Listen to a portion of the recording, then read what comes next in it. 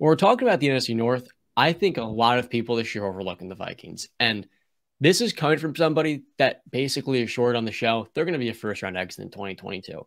But the difference this year is not only do you add in Brian Flores, but you overhaul the secondary. You add in Barry Murphy from the Cardinals, their best DB, arguably. He's their second best.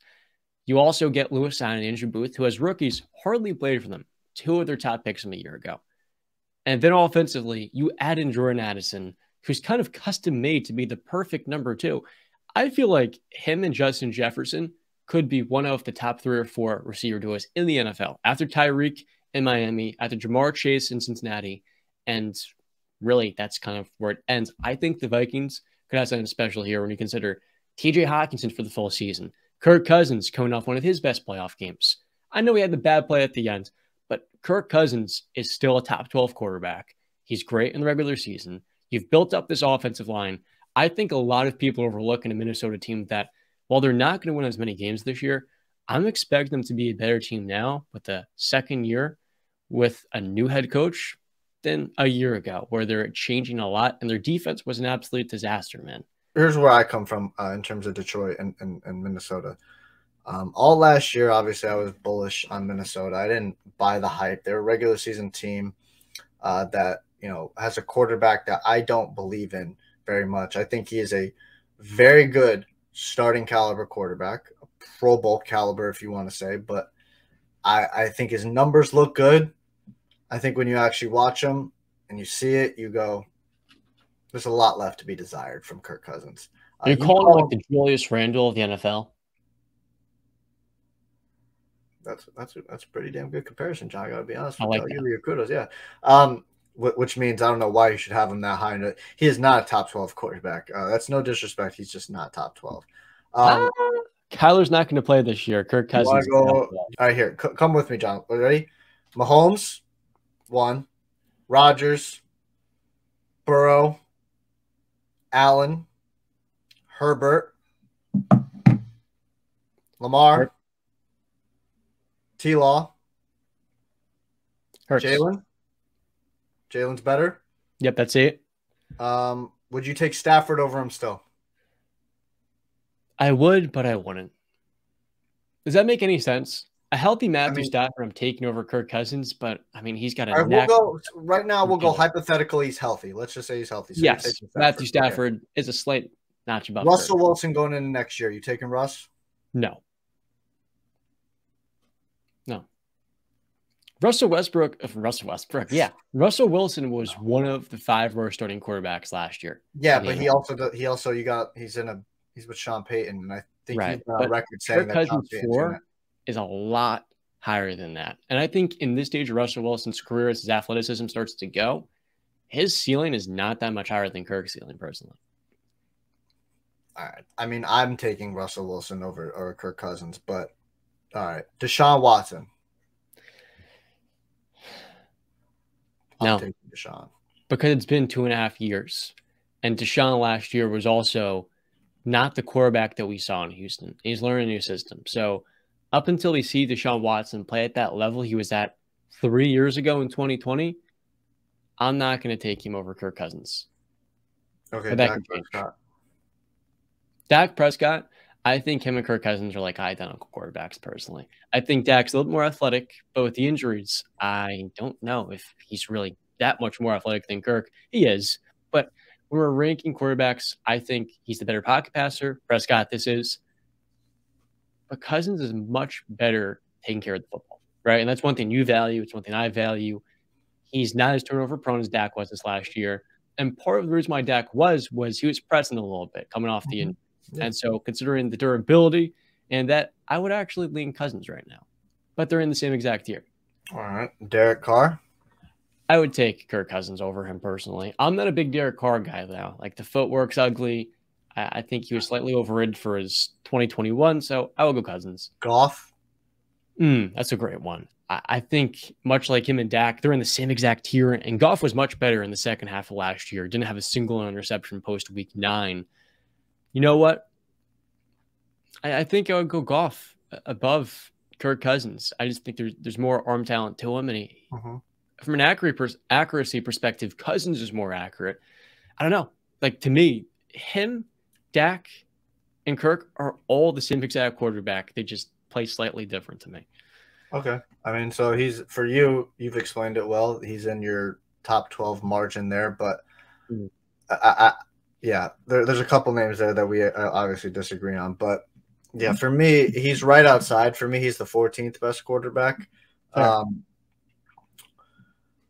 Like I said, though, when I'm talking about the Lions came on really strong.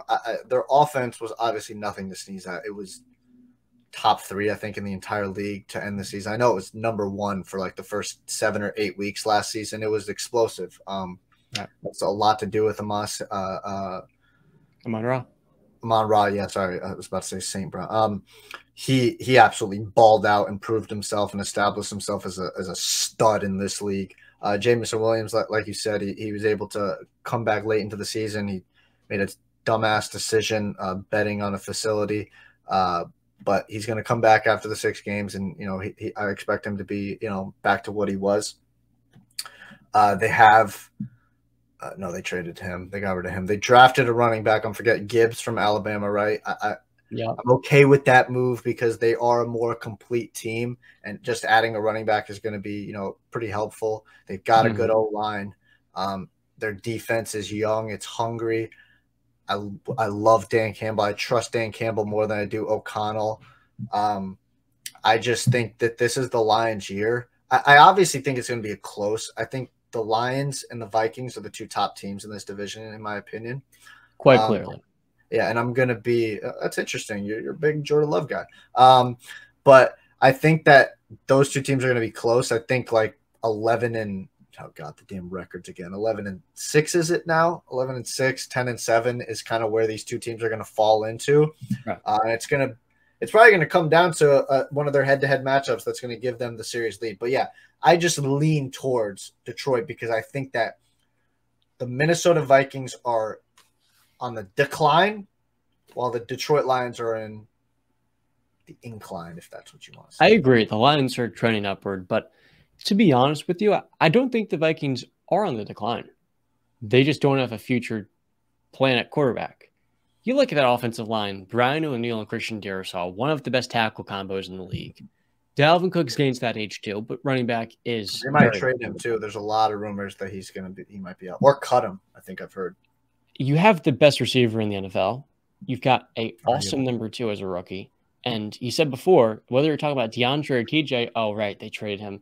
TJ Hawkinson was amazing last year, and he was a great pickup for them. So all of the weapons Kirk Cousins has with a much better defensive scheme that won't be so zone coverage based, the quarter style of defense Ed Donatell ran last year was a disaster. I mean, the Giants just ran the same exact plays.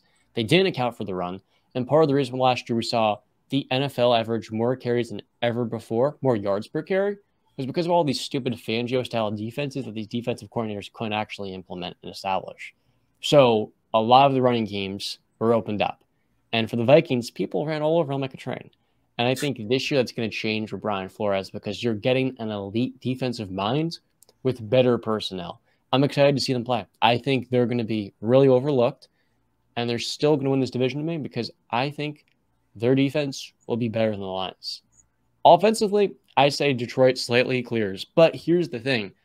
Their biggest concern in a conference that has A.J. Brown, CeeDee Lamb, Deebo Samuel, George Kittle, Brandon Cooks, you transition to the Seahawks, they've got 3 really good receivers. The Lions don't have a good cornerback room. They brought in Cam Sutton, and he's a good 3. He's an okay 2. And they had Emmanuel Mosley coming off a torn ACL. But when I said to you people, all these Lions fans that were like coming at my head, you guys don't have a number 1 cornerback, that is very true. You don't have a number 1 corner in a conference where you're going to need that, especially in the playoffs. But I think Minnesota just has a better defense.